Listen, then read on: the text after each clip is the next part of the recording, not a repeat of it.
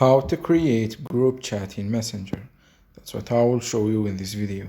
But before we begin, make sure to subscribe to the channel and ring the bell to get notified whenever a new video is uploaded. With that said, let's get started.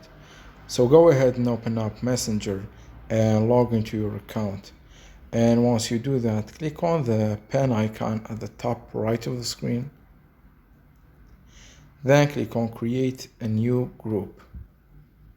Once you're here, you can add participant and members to your group, so go ahead and do that. Once you're done, click on Next at the top right of the screen to continue. And then you need to name your new group, which is required.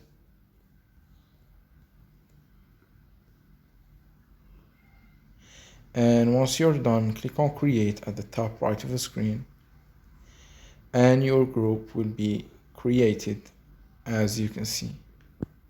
So that was it for this video. That's how you can create a group in Messenger app. If you have any questions, please leave them in the comment section down below. With that said, see you in the next video.